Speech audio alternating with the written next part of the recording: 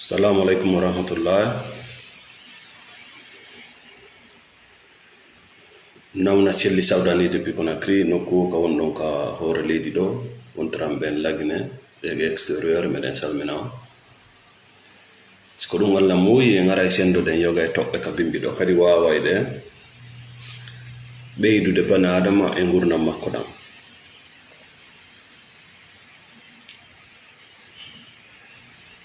Merci. Partagez le live.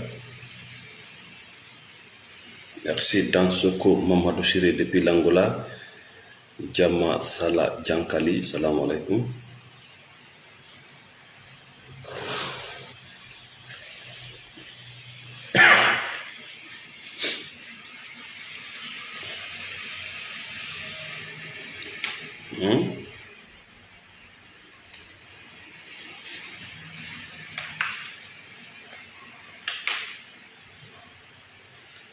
Omega Sal.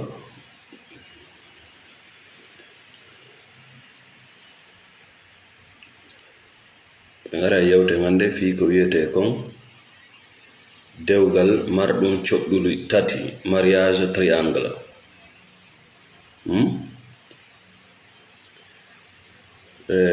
Ko ɓuri hewde e dewle ɗen hande sa yi barki ala e majje, ce sont des mariages triangles, mariage jogiɗe coɓɓule tati. Merci mon frère Lamarana Chanamaki. Salam alaikum wa rahmatullah. Merci Amadou Bari. Woɓɓe no sikkure ko woni malede ko heɓugol ko jomba, ma heɓugol ko jomba ɗum jiido dongal ɓiɓɓe. Goɗɗo no heɓa ɗi piiji ɗo hara ko a huɗaɗo, hara barki ala e ma. Tu peux fonder une famille dans la pure malédiction du monde. Wama e wonde huɗaɗo ala. Ko woni malal, ko woni kisal. Ko woni malal, ko woni kisal. Ko artugol ka danki mum walo haran ɓuttini. Ko mande e malal. Si niɓɓi waloɗa ka danki ma haran ɓutti.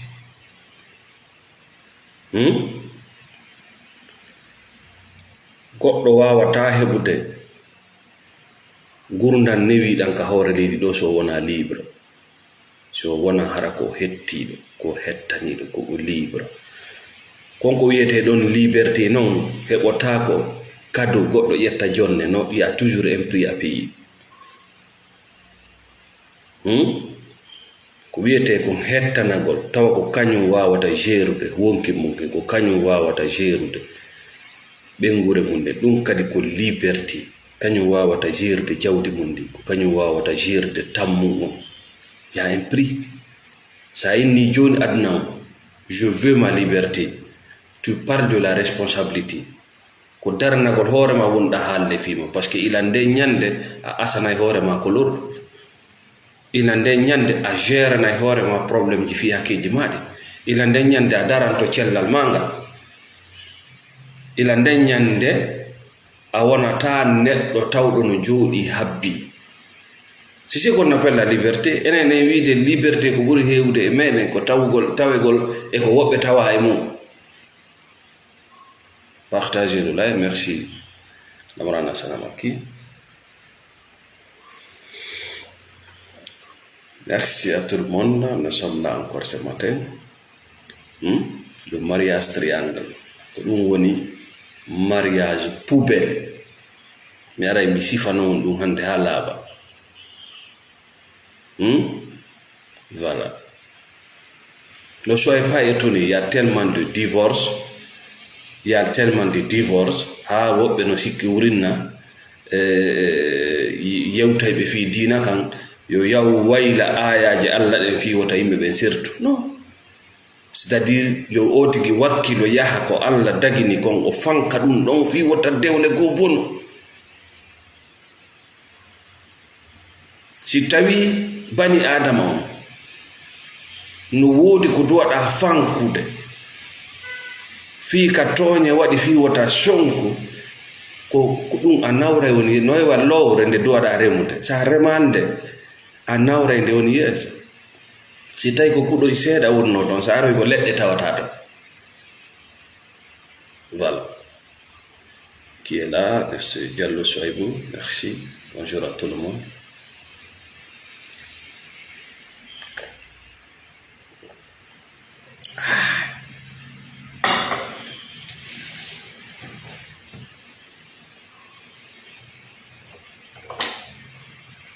Kon woni mariage triangle kon woni mariage mo coɓɓule tati andi dewgal si nama couple ko ɗiɗo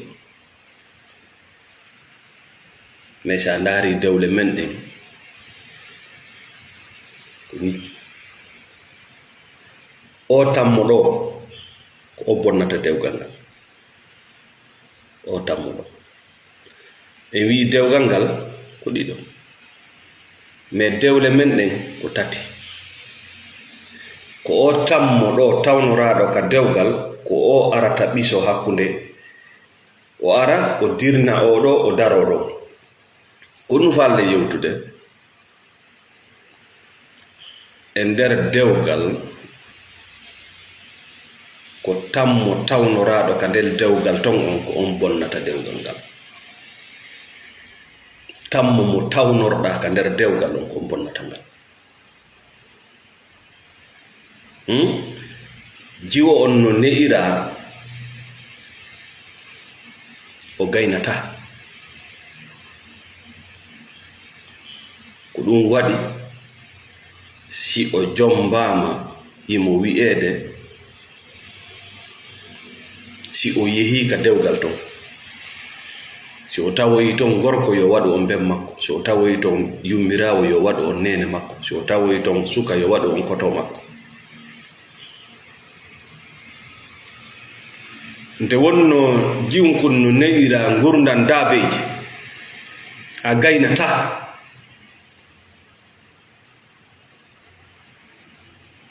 donc neɗɗo on be o waɗat mariage makko on mariage de triangle ko o duwa yewtude partenaire jo makko on kon fi ko wonmo soñjude ko yo accu ko goɗɗo go yewtete ɗum on yewta partenaire jo makko gorko on no ne'a gurdan daabeji gaynata kañum to wawata ko bemoɓe ko beɓatte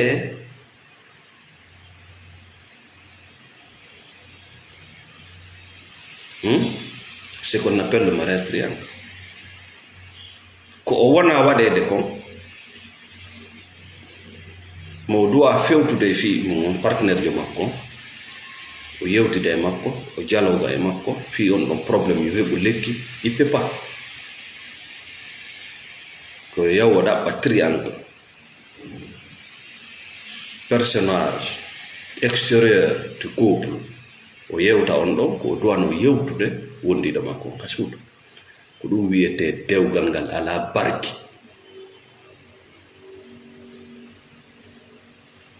o landike makko dewgal honɗum ala barki ko sifa ɗen dewle ɓe yataka woɗɗi si seedaka ƴakkidirte si ƴakkidiraka warindirte wirtodirte Allah no yewti ko laaɓi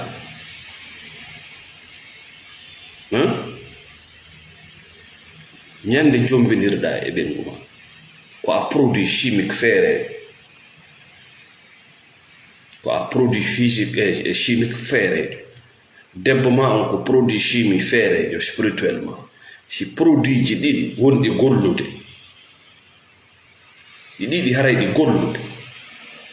ɗi jillindirama ɗi waɗa réaction o yaltinayi produit keso ko ɗum wiyete couple ko ɗum wiyete dewgal ko ɗum Allah wi ka nder ɓurana suddare c'est à dire on jillodiray woni on soccodiray woni on mélangete woni ko ɗum woni suddare nde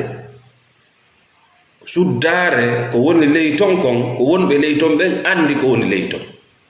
si suddare ala e dewgal ko dewgal huɗangal.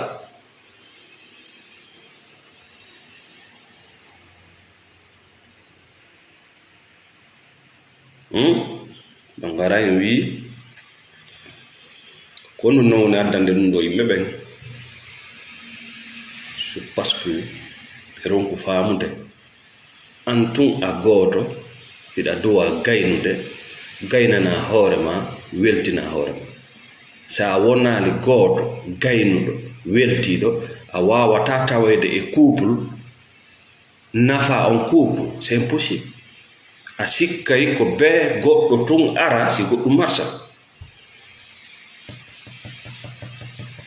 si an tun a wawali wonde feere individuellement hara hiɗa gayna hiɗa welti a pièce gollayɗo a wawata wattede nder oto golla. si pièce um kankum tun kun wuura mi yi'ali place hunɗum kun gollata e nder machine ma e nder oto. si tawi pièce um kañum no sikkude kun golli wo hay si kun maayi si kun golli wo si kun tawama e jama kun golloyta si kun tawama ka jama ko be taweɗa an tun e wonki makin iɗa gayna. joni noon aren sonnajo ko honno o woniri e nder dewgal gorko ko place honno woni e nder dewgal, c'est très très important. ɓay bem men adama tagama kanko na e ban adama o itta. adama alayhi salatu wassalam ban adama attaɗo tage ɗon wona neɗɗo itta.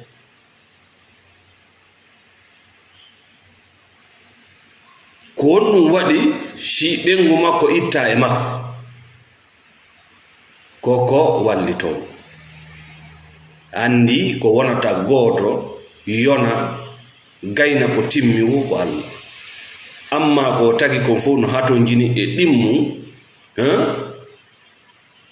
kun kala adda doole mum ɗen si goɗɗum sotta. ko waɗi ɓe innay société entreprise ko yimɓe mo kala no addude ko gaynata kon hawtindire goɗɗum dilla. sa yi leyɗele men ɗen no jaasi ɓokka goɗɗum yarata yeeso ko ɓuri hewde leyɗele afrique seke wonaɓe addede ɓen ko vide ko ɓe juuti moɓade ko ɓe juuti moɓodirde ɓay goɗɗum fayda ala e maɓɓe ko nafata. donc moɓere maɓɓe nden dillinanta jama on goɗɗum.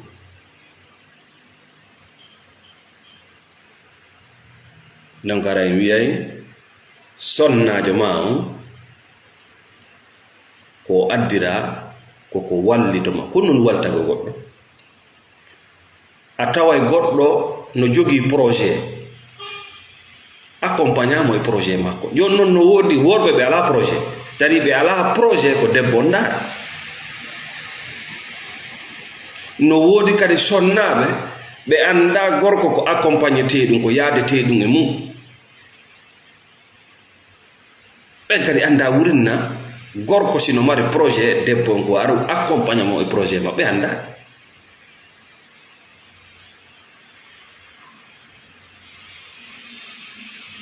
no wodi worɓe ɓe ala projet tagiraɗo fiyo wallito ɓen ka wallito tadi ngesa debbo ko addira ko fi ko wallitoma ka ngesa ma wona kanko sincata ngesa ma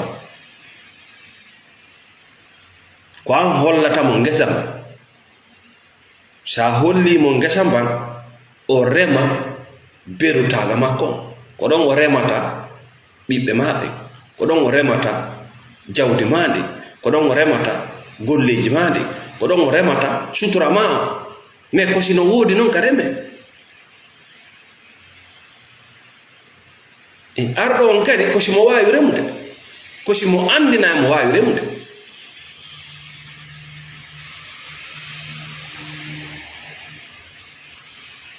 ko ɗum waɗi ɓaawo ɗo enen ka men ɓaleɓe ɓaawo ɗo dewgal ko baaba on jogoto ɓiɗɗo mum jiwo on baaba on wali o jogomo o jonnamo gorko toriɗon. le mariage se faisait comme ça en Afrique.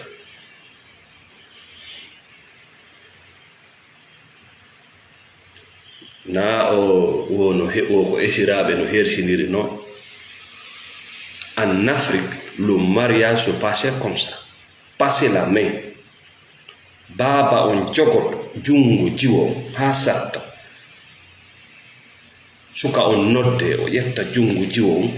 o jogo jungo suka o jonnamo. C'était un message.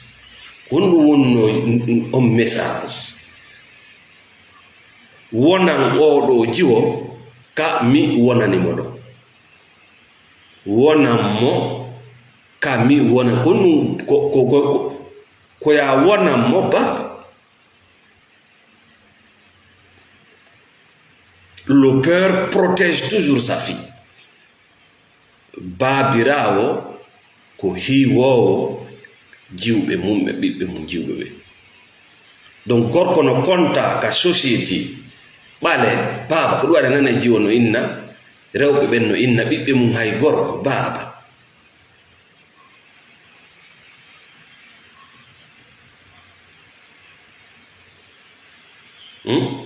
Ko ɗum waɗi sa yiyay jiwo no way wo debbo no way wo no way gorko ko yiyatamo ko jiwu makko ko bobo makko. Debbo no way wo no way spirituellement gorko ko yiyatamo ko bobo ko danketeɗo ko yurminteɗo ko hiweteɗo. Debbo no way wo no o way naturellement spirituellement ko yiyata gorko ko comme baba.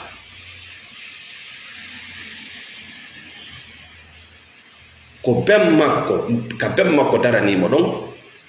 ko ɗon gorko dowa daranade ɓengu makko.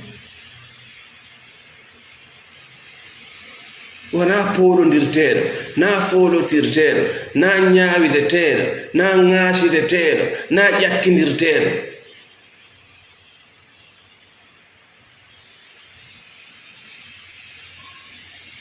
Atto a wiide hiɗa faala ɓiɗɗo goɗɗo yo taw hiɗa mari lowre kaw ara o golla, yo taw hiɗa mari ngesa mba wonɗa e gollude ara so ari vala hara na yo aro o bambe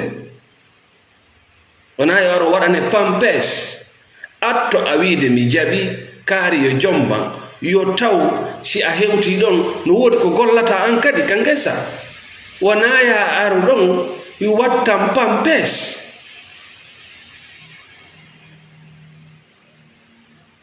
Waɗanan Dubai naɗan kakamo ŋañanan ɗo watti no ɗum ɓennata mariage triangle. Dewle ɗen fof ko oɗo dewli ɓuri wonde toilette ñoogo e nder hitande ɓe wawi ñawde ɓuri laabi temedere 100 fois. Tawa kadi ko wonɓe ñawinde kon ko hunde wotere. Hitande nden hiɓe wawi joɗɗinede ɓe wirte laabi temedere kono joɗande ɓe a taway ko hunde wotere joɗɗiniɓe.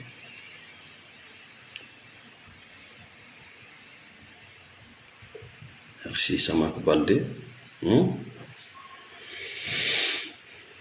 A wawata gerde couple ma on o won dewgal ma ngal nga wona dewgal entre deux personnes si tawi a ɓenda, si tawi tu n'es pas libre, parce que la liberté a un prix.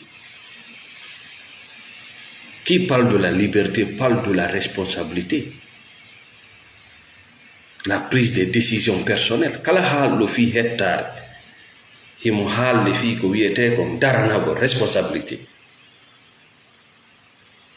Ko manque de responsabilité addi ñande wo yo joɗɗine. Ko manque de décision ko angal pehe addi o mariage triangle, mariage de poubelle. Siɗa ɗaɓɓitude dewle huuɗaɗe ka hoore leydi ɗo sa yiide a yiide. Mi inna si tawi on ronki ka nder suudu on wawata noddude woɓɓe ko wallito, mais ɗum ɗon no dowa wonde exceptionnel, c'est à dire premier on ronki woni mais wota taw y a pas de communication claire. On non communication claire si tawi an gorko goɗɗum waddima e sonnani ma, il faut oser communiquer clairement. an sonnade goɗɗum waddima e muɗum il faut oser communiquer clairement ara na ƴettugol masque naafigan kaako c'est à dire exactement ko waɗi kon wallina ɗum ɗon ka taaba ban adama ko jomiraɗo hakke si hunde nde wallinama ka taaba automatiquement andoto joni honto probléme o mais acca ɗum ɗon ɗon sorta yaha yo goɗɗo go ar wallinana men ɗum ɗon ka taaba c'est qu'on appelle les mariages poubelles.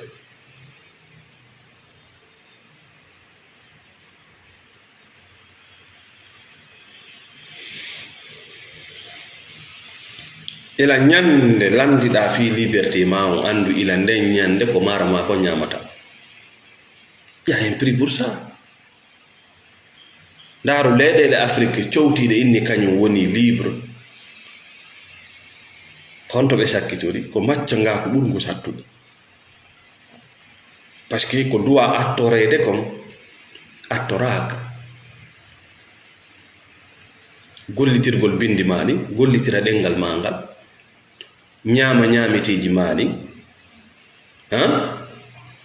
watto conci mun ni créa modèle ji mun ni développa gande mun ɗen ɗum ɗon attoraka yi ko goɗɗo kon cowti tum bibbi goto wo Nations Unies créama wo kañum kadi koko livre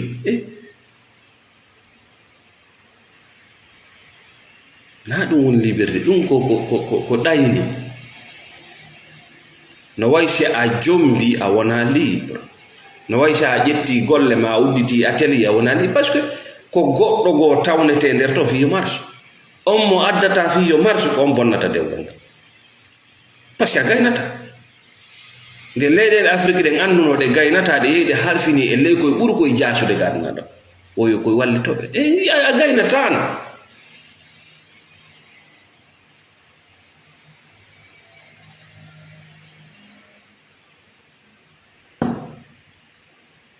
ɓe fos ɓe gaynata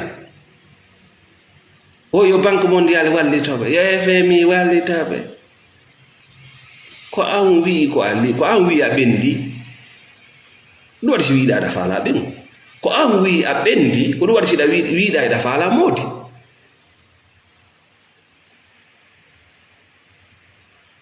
seede a ɓendi sa yehi ka dewgal andoto ma ɓe anday kawtangal anday si on ɓendali kadi si fottama andoto la maturité c'est d'accepter la responsabilité kaari ɓendi ko jaɓugol daranagol gurdam mum c'est vrai on couple ala ka tawata haɓeta mais si tawi nden hawre nde watake wallinede entre deux personnes andu c'est un mariage triangle ko nokku gonde wallinoyte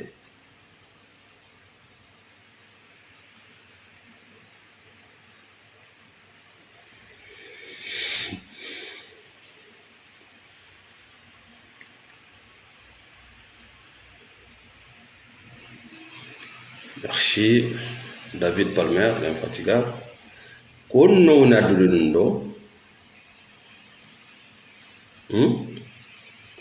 en wi toujours ko ɓuuri hewde kon koko hooliɗen kon ka neediji c'est que pay konko maaji o on no ne'ira needi bani adama o yiya hoore makko himo hatojini e ko wiyete ko ballal e hiwede virus moolannaɗo ka needi meɗen nde ne'ata ɓikkum makum wasina hikum hatojini ko wiyete ko ballal e soutien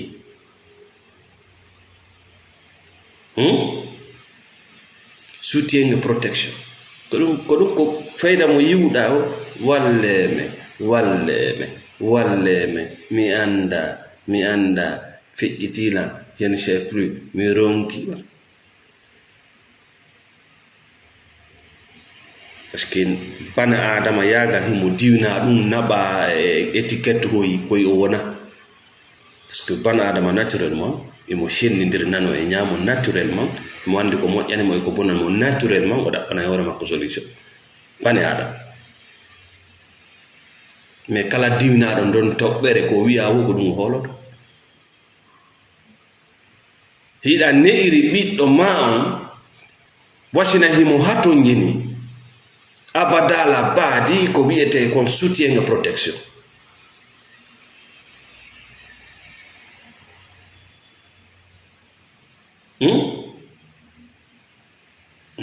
bobo no haton jini soutien protection mais ko bobo la question est là ko bobo ko dum boy sino yawde e dewle normalement be doit ya des pampes gorko no doit naborde pampes debbo naborde pampes si goddo joui rôle bobo yaltina pampes hollam yaltina tum pampes hollam min wona ni ugol goddo adila wona ni ugol bobo ro adila je veux un partenaire comme me remet de kessa construire notre vie on a combiné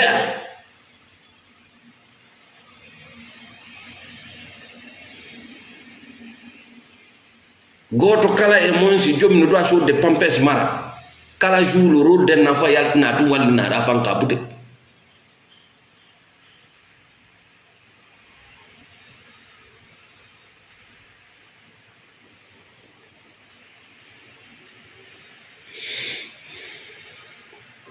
neɗɗon non famata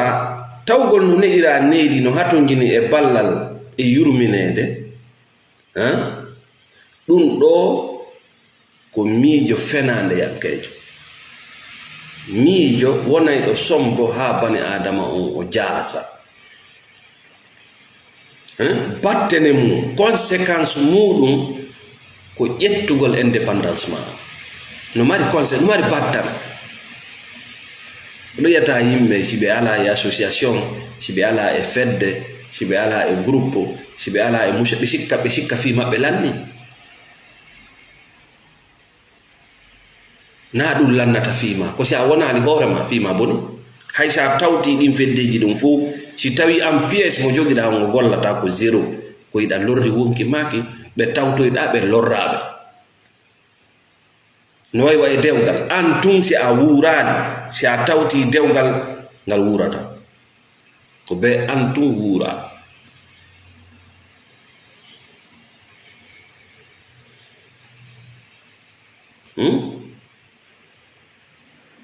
yalte e ndin needi éducation sur protégugol ɓiɗɗo mum ha ayyay moko ba mo duuɓi 50 ha hande woɓɓe ko nene maɓɓe on ɓe gerde woɓɓe ko be maɓɓe woɓɓe ko kotoɓe ça fait pitié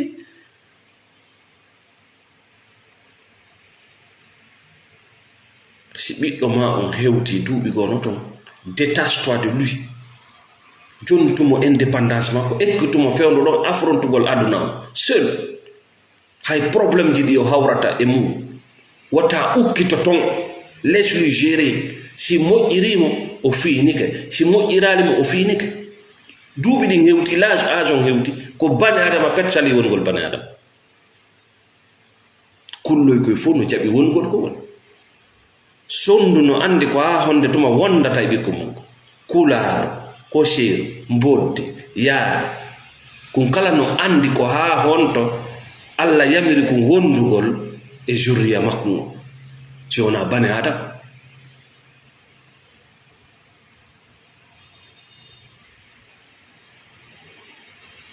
ko onon woni ɗanninde ɓiɗɗo mon ɓe ko onon woni bonnude jurriyaji mum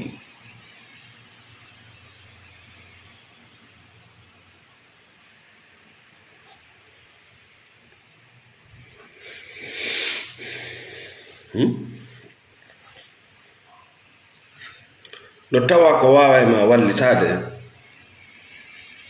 gurdam maɗa moƴƴa dewgal magal moƴƴa relation ji maɗa moƴƴa yaltu e ɗi du'a uji fenandeji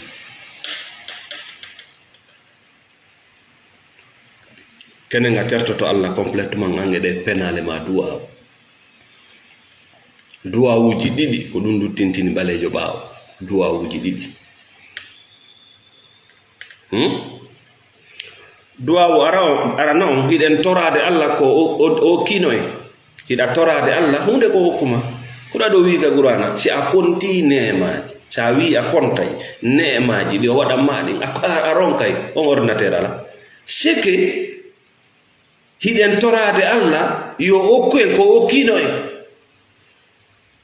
piiji buyno ton hiɗa udditi ko hunduko hiɗa jogii ɗe jikuruji hiɗa doga ɓaawo yimɓe o okkinoma ko si a jarnaymo gollitira konko hokkuma e si a jarnatamo joɗɗa kadi noddugol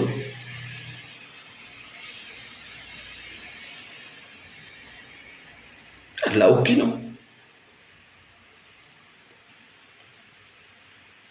Si a turke non Allah hunde nde wokkuma o halkete. Hay si yetten do jon misal goɗɗo landike ma birediwal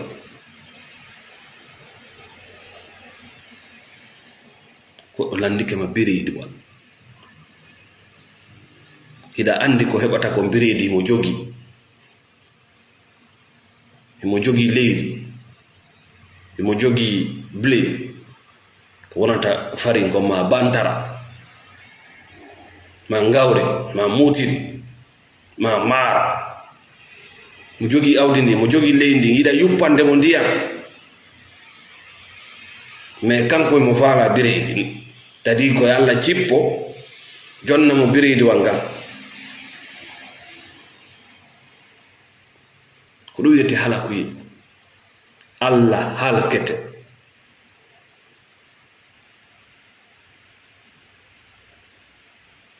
Du'awu ma gono ton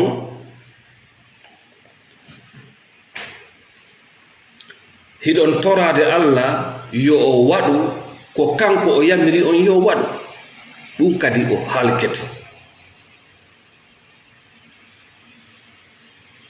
Hiɗa torade Allah yo aru o waɗa ko kanko yamirma ya waɗu. Wottina ɓengere ande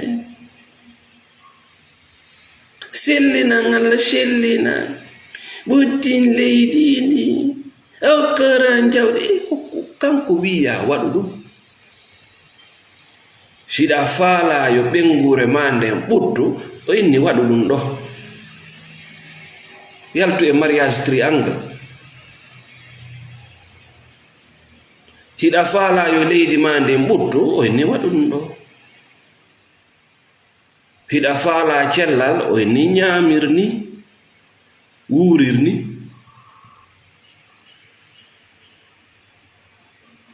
Kono haka wonnen ɗo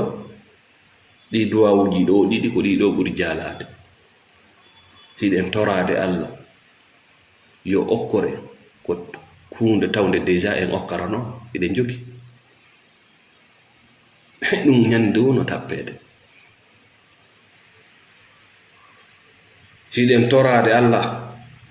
yo aro o waɗana en ko o wi en enen tigiri en waɗu. Ko ɗum ɗo wiyete gurdan ɗoygol.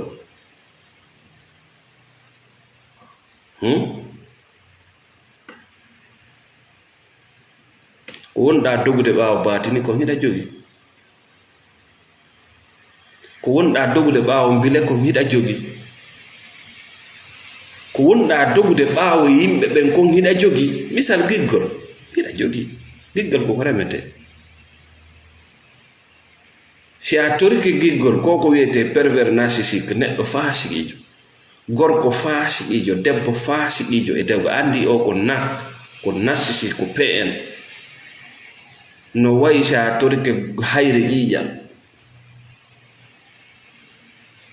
Giggol na ko torete ko ya remu tu crains, c'est comme la paix. Wona ko tore na ko choquante ko ya jikkinor ko jikku. Siɗa faala walade ka suudu ma ɗano, siɗa faala wonde ka quartier ma a hula, siɗa faala yawde hoore ɗi laawi ha Madina ha ka faala yawde o ama baake a suuɗotako. Mais ko golla yondinor ko jogiɗa ko ñam ko jewɗa haalu gonga. Allah ina ya gollu nayna mi anda ka mi waali Allah kanko mandi ko waɗɗa janga anda kanko mandi. Hiɗa faala e galle maɗa e mbotto o inni wala ina no gerdata gorko wonu gorko 100%, debbo wonu debbo 100%. An gorko joggo projet ka debbo ma on ngara golla, an debbo wonu gollowo e nder projet modi ma wiɗan ko triangle waɗila ngatila ngashila mawlila nganyila e nder hitande ñawoje temedere. Ñaawo e gono ton ko kopu mum min ni addu kopum ñaawoy gono ton o ɗuuri la ñaawoy gono ton o hiwraki mawɓe hamɓe ñaawoy gono ton ko bugagol. Ɗum ɗo fof c'est des conneries qui peut être réglées facilement avec juste une communication saine. Communication saine kadi ɗum ko ekkititeɗum a wata wadde communication yewtere nde ala naafigan kaako si tawi tu n'es pas libre, parce que waɗay tun ket comme tu n'es pas libre tu fais appel. C'est comme les pays africains nde wonno wona en libre waɗay tun walle afat ko fus arɗo wo ko intérêt mum woni arande arɗo joɗɗinma an e ɓengu ma o ko intérêt mum won ndaara ko an o heɓirta ka ko ɓengu ma. Siko an o heɓirta jonte gonga, siko ɓengu ma o heɓirta jonta ɓengu ma. Iye luttayi ɗum taɓe fuɗɗike bugade to admi kone rien ɗa modi ma fuɗɗike bugade ma debba fuɗɗike bugade.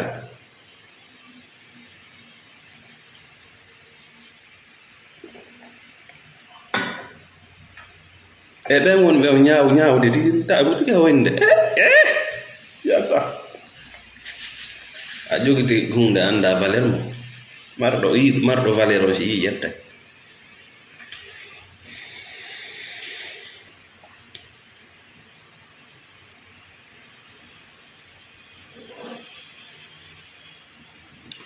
ko sifa ɗin mariage de triangle ji nanata ko feƴƴi depuis 1900 fof ha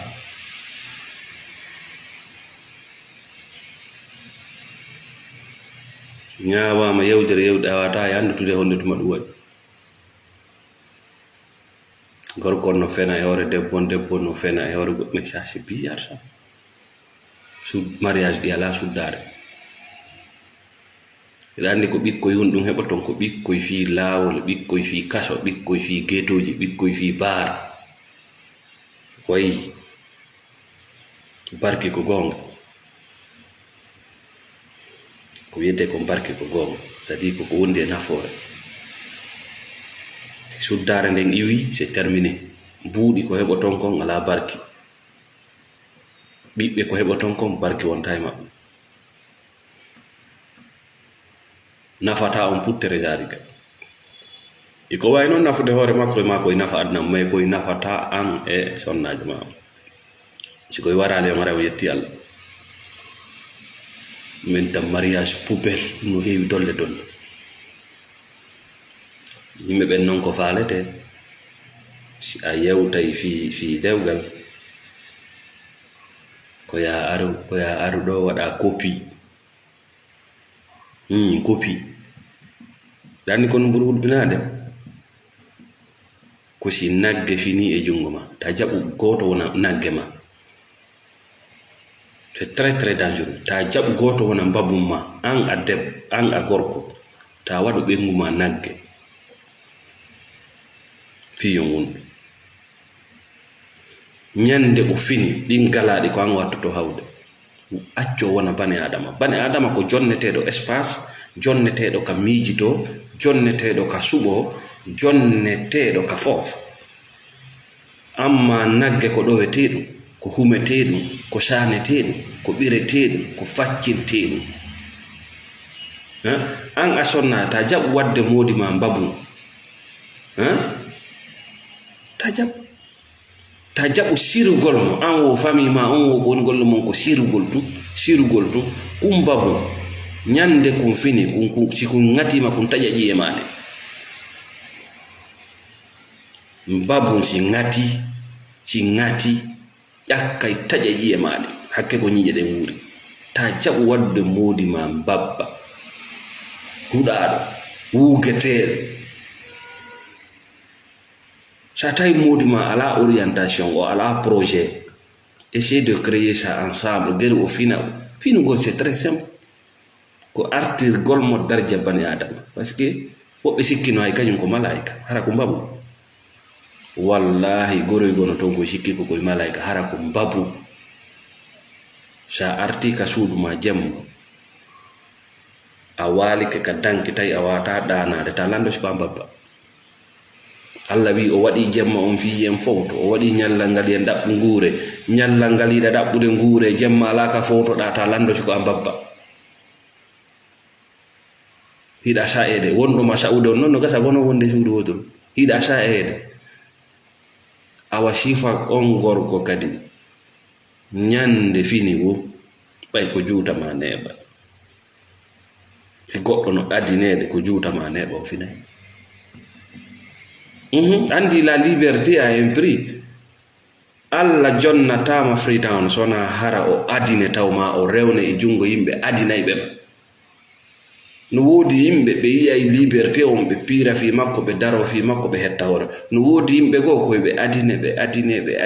adine ha sofa 99,virgule ɓe waɗa may ɓe najanami babba si ɗum kadi fini ara gaynaka si fini bete waralima ara yetti Allah si debbo kadi fini waralima ara yetti Allah parce que torture tampereji ɗi o rewni ɗin fof ko ɗum on rage ko on rage o moɓodirta o fewtinayma nde wotere en coup c'est très dangereux accu neɗɗo on wona bani adam ta ɗanninirmo adam ta ɗanninirmo diina ta ɗanninirmo kulol certigal ta ɗanninirmo fi économie mbuuɗi dépendance économique parce que buy ko ɗum fi ɗi mbuuɗi no watte ko faaɓaka ta jaɓ parce que ko neeɓa ma yaawa gite makko ɗen udditoto fenande nden nde arwe o yiya nde Allah c'est grave cette transformation c'est très très très grave elle est très violente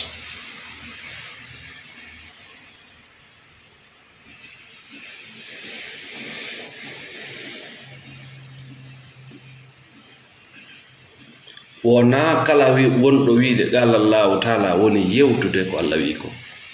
wona kala wonɗo wiide qala rasulullahi sallallahu alaihi wasallam woni yewtude ko nelaɗo maaki ko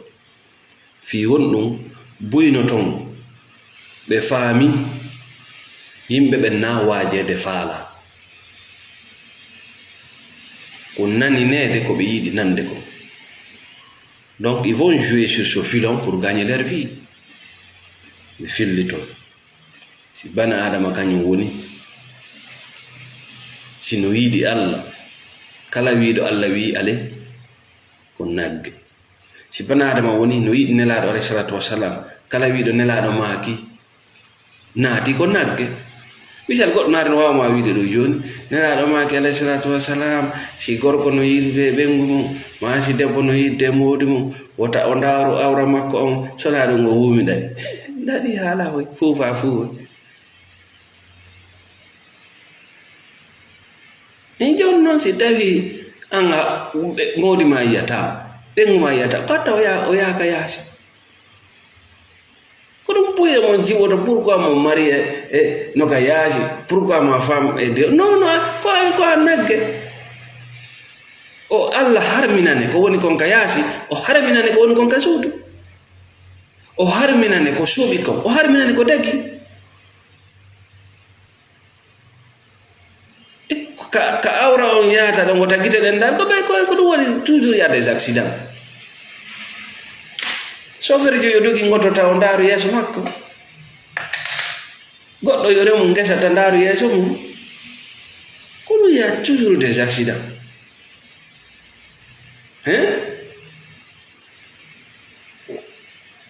ayya minute capantati goru no ƴawi no e nder oto anda hon to saabi on naate guru ha waɗa ɗon coyay ɓen na éjaculation précoce na éjacula ronki woni ronki oɓe gari yetta cuddawi kadi watta ɗon wogota malaikaɓe yiwɓe e modi e maydi e modi ɗoygol no hubbini on o kattimir yonalima suddare ɓuuri o kattimir haaju malaika ko bugotoɗa haaju malaika ala awra haaju malaika ko bugotoɗa siɗa bugade malaika no siko ka dagi malaika no windandema baraji ay maɓe ala e dargol baraji bugande be ko baraji mi halne ɗum han san demagogie ka daggani ma ɗon sunna e farilla namo jombuɗa jon naɗi saɗagude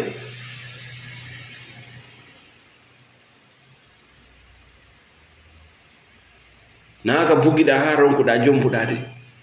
namo trompuɗa jombuɗa de ko jombuɗa sunna e farilla ɗum la pos hiɗa andi no laaɓan ma o hendi no sadagu ma hiɗa andi no laaɓan ma walijo makko wali makko okkuno hiɗa andi no laaɓan ma seede ɓen tawan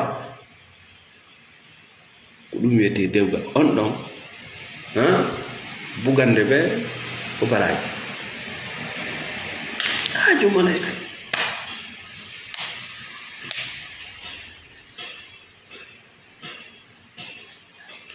diina Allah kam non Allah no waɗuma conscient jomiraɗo faam sika wi pan vérité on si wi pan ka ɓerde ma o jawɗo ko ɓandu ma no wiyata ɗum ɗo ko kalimatullahi kongude Allah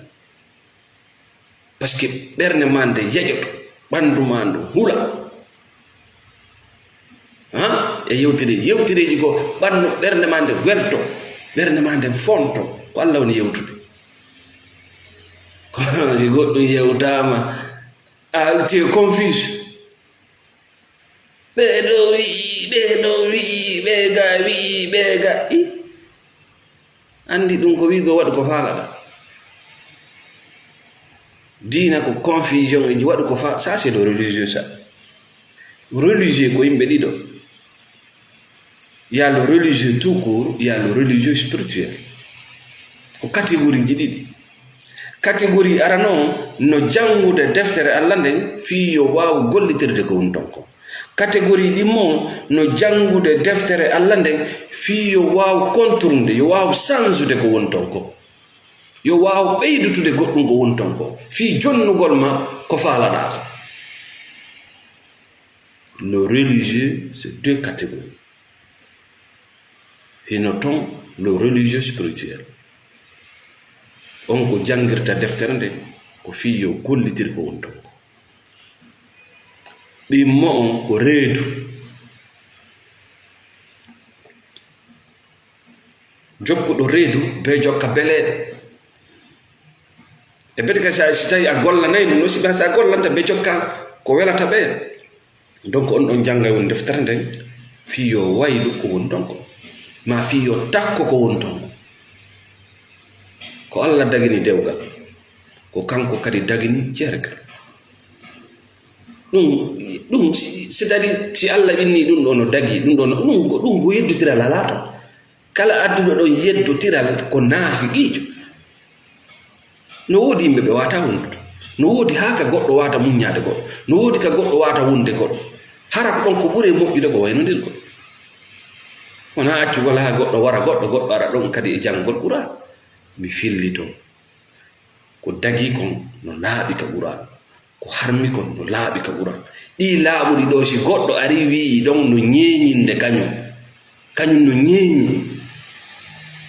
no ñeeñinde ha wota dewgal bon no ñeeñinde ha yo dewgal waɗu no ñeeñinde ha ko wata jombidirde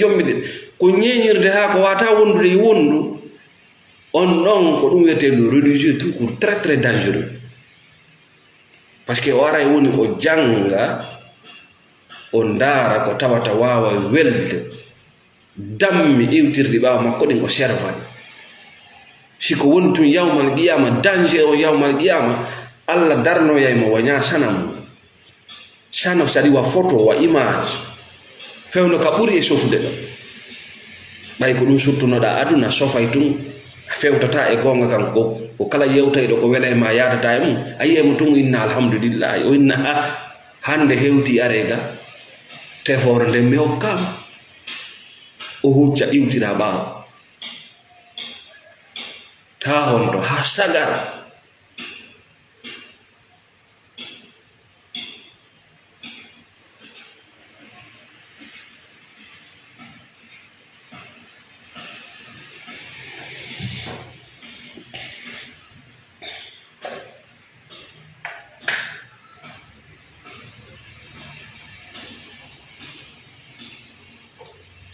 si sonnajo ma on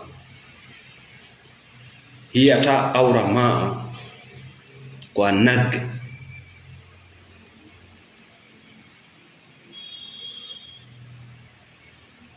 si o yalti ɗon o yehi o kumpa yaltinimo ɗon wiɗa mari pourcentage mum si modi ma yiyata farju ma ko a nagge si kumpa ɗum ɗon yaltinimo ɗum hiɗa tawa e projet o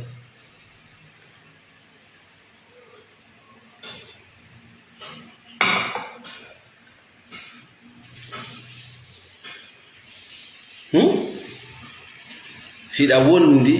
e gorko e suudu o doga wara ka salon o ndara porno hiɗa wondi e debbo e suudu o noddindira e fu blakoroɓe ka yaasi ɓay mo humpa ɓayno jangana hadisaji ɗi wa e nelaɗo ɗi nelaɗo yewtali ha hande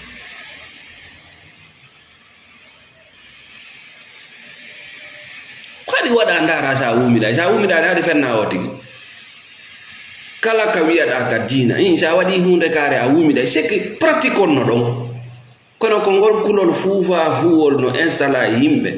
a wiyama sa waɗi hunde kare a wumiɗay modi suusu bete waɗgol nde wotere sa wumiɗani nodda haala no enna ɗen minen men pratique kono guite ɗen no ɗo de e sikali a woni libre nano Allah yewtirta nano nelaɗo e Allah makko on weddotirta tout est clair mais enen ɗiɗo noon hiɗen yeddotira sabu honɗum sabu reedu e intérêt ji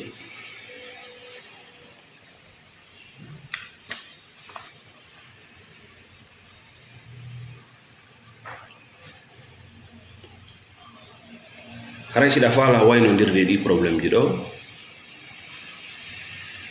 sa atto a yawde ka danki ma jemma jooɗo miijitoɗa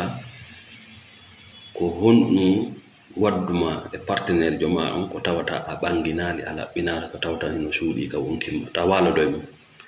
tawi a wakkili ka walodo e mum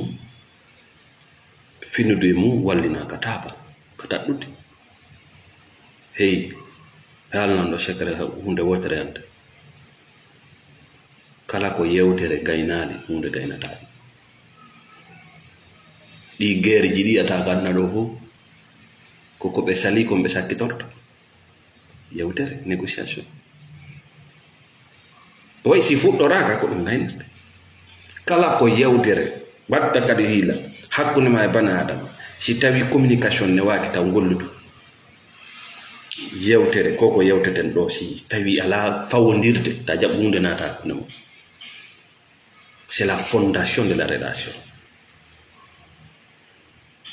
ɗe leyɗele ɗe wiyete les pays développés du monde hande ko nde ɓe aruno ha ɓe hewti niveau bani adama ɓe wawi yewtudude e bani adama wano maɓɓe ɓe ƴetti étiquette ji ɗin ɓe waɗi to andi siɗa jogi étiquette ji fuuji c'est très difficile ya yewtudu mo ala sifa on étiquette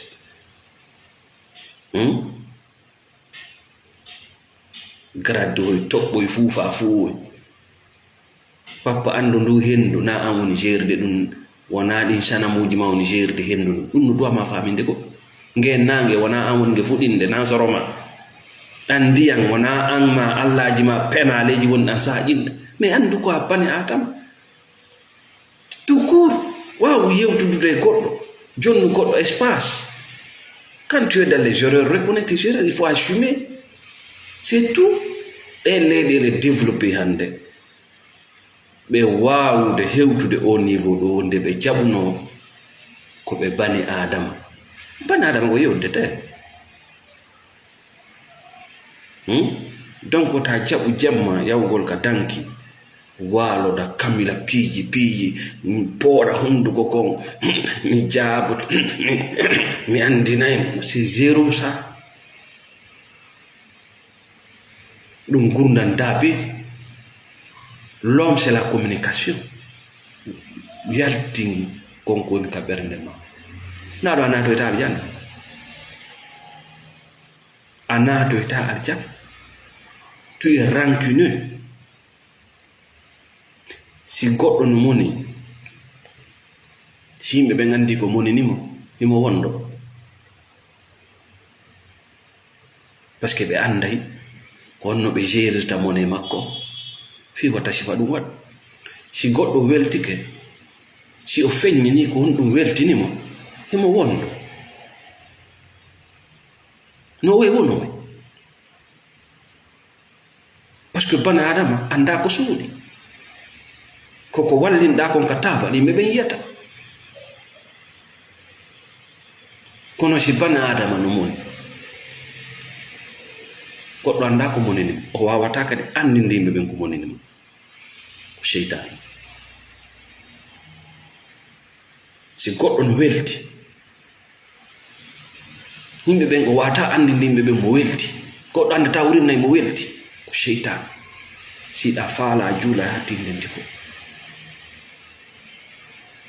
bani adama anda ko suuɗi ko woni toñude aduna kon ko an woni toñude aduna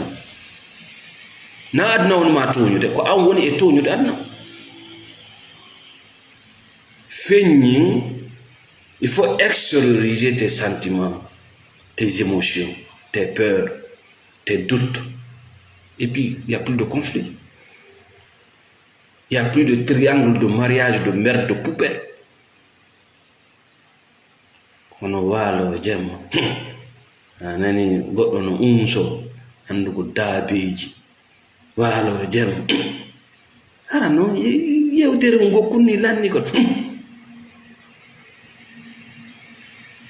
tari no habbi o tigi koye mum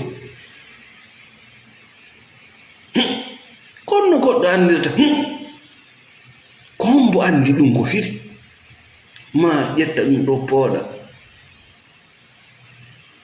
3 métres ko hombo andi ko ɗum firi ma ɓuuta ko hombo andi ko ɗum firi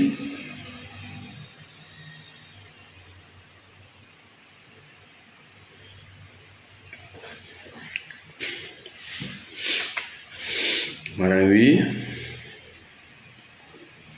pour résoudre tous tes problèmes il suffit de faire la différence entre toi et le problème si dafa ala ñawdude kala problème ka hoore leydi ɗo andu problème on ko feere wona an woni problème mo wonɗa haɓidude on kadi himo feere problème on no feere ko ɗo waɗi yawmal qiyama allah kanko ɓayna o bane adama ko peese o joggi si a ari uddita deftere ma nde ɓe wallina ɗo ko moƴƴi kon ɓe wallina ɗo ko boni kon bane adama na non de bane adama ala peesirgal ko ɗum allah haalali ko aduna ga fi nunɗal fi peese o jaɓala par ce que bane adama ala ɗum bane adama ko tawata welatama kon ko ɗum ɗon o ƴettata e ma ko lutti kon fof hawkama e woɓɓe kadi no wi wo ko ɗum wondete ko ɗum wondete emo wondali hoore mum no wonda e goɗɗo a wondali e hoore ma taw ko aduna ko jama wondete wi go e wondo e hoore ma nani si a wondi e hoore ma a waɗay valeur ji a waɗay keeri a anday ko honɗum jaɓata ko honɗum a jaɓata ko honno wondirta e luttuɓe ɓen sa tawti groupe a contribue a soñjata goɗɗo mais si tawi a wondali e hoore ma ko honno wondirta e goɗɗo ina wiya imo ngati imo ngani mi jaɓatama o anday min ko ɓikare ɓoroto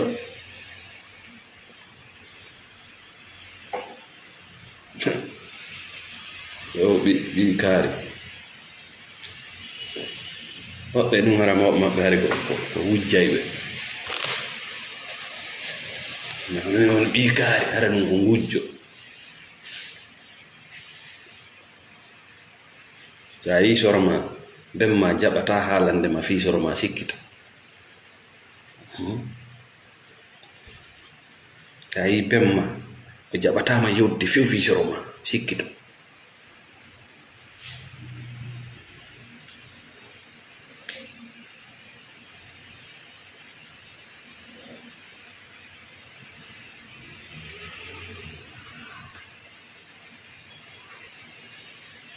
Angaraika, merci Karamako Bari, merci Mokhtar Diallo, merci Diallo Fama. Araika lanno de yewtere men e wi'a ka toɓɓere men arande en yewti fi mariage triangle ko tammo mo tawnorɗon ka dewgal mon ko woni espion e poison dewgal ma ngal on mo wonɗa wiide banni kaarino ɗo kaarino wallitime kanko no ko gollal ngal duwaɗa gollude halfinnama so halfini noon goɗɗo ngesa mama ko tawɗa to ngo ko ya soñu fanka a wawata kadi wonde e relation ma o moƴƴa si tu n'es pas libre wota sikku fiiɗa mari 18 ans 40 ans 50 ans 60 ans ko ɗum woni liberté. Non, la liberté c'est la responsabilité. Si tawi tu n'es pas responsable a waɗay goɗɗum inna ko cheytana, waɗa goɗɗum inna ko ɗumi tawri mawɓe amen, waɗa goɗɗum inna ko Allah muuyi,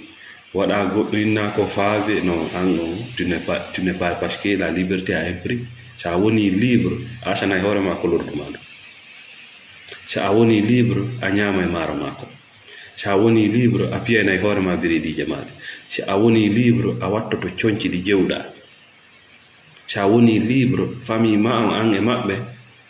on réglay probléme ji mon ɗin à l'interne au moins à 95% à l'interne. Parce que kala ko ñawndaka nder ko fenande jokka, kala ko ñawdira ɓaawo no way sa a ari a tawi temmere a ñawdirali temmere nden nder cukka yi temmere si ɓe ari ɓe gosayde taw ɓe yaltinan borɗede ƴiƴam fo si ɓe waɗana nde pansement nde ɓe hattata ɗon ɓe jonne kadi comprimé koye antibiotique koye parce que ɓaawo ga on gasi kono nder on no infection on no nder no jokki ƴiƴam maɗa mbappa ɗum waɗi si ɓe jondema comprimé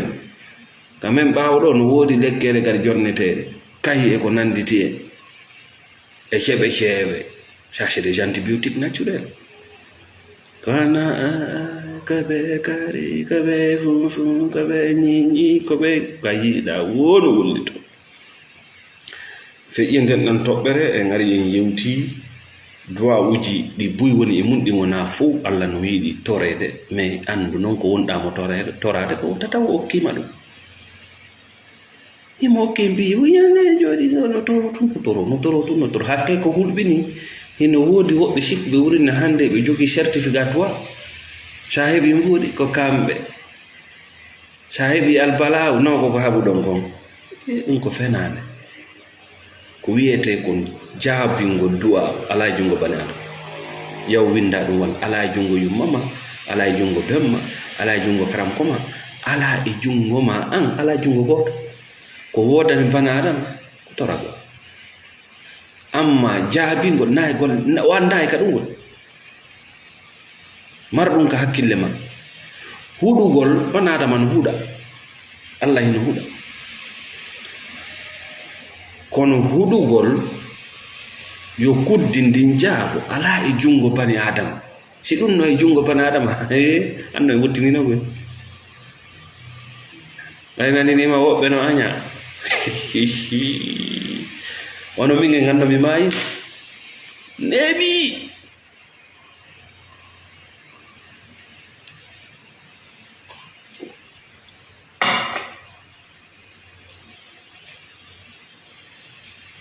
huɗugol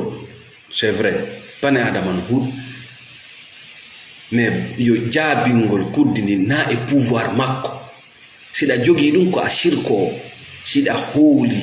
si oɗo duyike jaaboto do a jaabi si oɗo huɗi nangay ko a sirko yaw winda ko min nawna selli alamma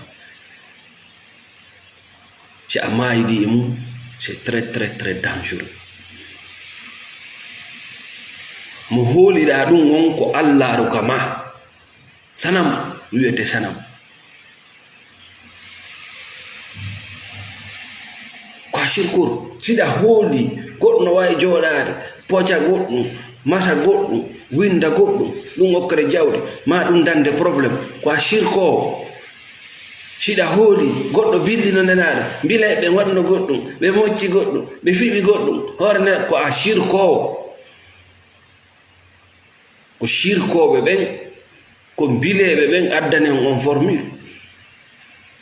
sa wi nelaɗo ma on wano chrétien men da isa fempan o yare lanni bebe fempe ankadi ko ha fempete si commandant ma piyama da sama kon marda ko wada sona mu nyagol piyede da se kala ka goddo jaasi yo miiji to ko ngoli nelaado maaro c'était un guerrier bilejo battota ko mo non bilejo battota ko mo yeso ma ba abi fay bile ko fena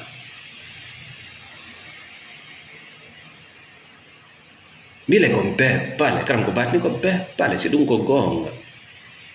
anno na una silima ino wow be wono nanno silano unda lambe bombe on be tampinde yimbe anno be waranoma be pale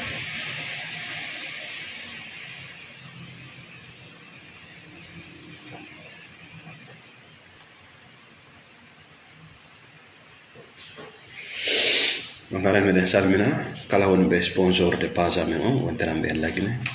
wonterambe en États-Unis wonterambe en Angola wonterambe en France wonterambe en Côte d'Ivoire wonterambe en Mozambique Sud-Afrique wonterambe en Corée du Sud Corée du Sud Séoul wonterambe en Brésil kala ka wonno gannaw meden ganditina on la page de Nawna Chelli koko kafude argol do ndara page on ti soutien de page windugol do tu soutiens le page partage gol vidéo amen tu soutiens le page c'est-à-dire mimmida yewtude no wodi goddo e mo e der ngayka ka mimmi wonno e mum no gasa sabu yewtireji an sabu anko partage da ko sabu onko comment da ko visibilité page o ya ha tawam mo yaltana hore makko ka ngayka ka kanko habbino Allah ara ittamo do ka kanko habbino musida lara ittamo do ka kanko habbino himo tonya himo o tawa ngayka ka jaka no mari budde sayi ngayka andu ko goddo asika haali no asiri non o cippori sa wattani yila jaway o nana o jawana hore makko dun wawi wonde sabu nata aljanna ade goto pet ko yaltata e niwre no buri goddo sonkata do duubi wulure e hore penal aden goto pet heba aden goto pet mo wawda wiide tayaw ka baati ni ko beppal tayaw ka mbile o beppal o holo o jaba o fam harana holande nasi gam kaak wiiga be ngay wata ka moji kana nan ko boni kana nan on gurdam fuufa fu o holo avec béton iman yaqin o anda puttere be gaynata taw gon kam fo ko beppale si a hebi on goto wallahi no buri ko kona mobe de gadna do fu parce que Allah ko fi dum tagirma ko do ida do jannude biddo ma on tawhid si nodda mo hunjagol qur'an ha sona don ko piro fedde jona tay ida do noddude biddo ma on taw e tawhid e famugol tawhid si noddamo e hunjagol sina dum ko feddeji o biranta dina yimbe mi wondiri Allah tagudo lam a famata dina e der fedde a famata dina e der fedde a fama non yimbe be a pirana non yimbe be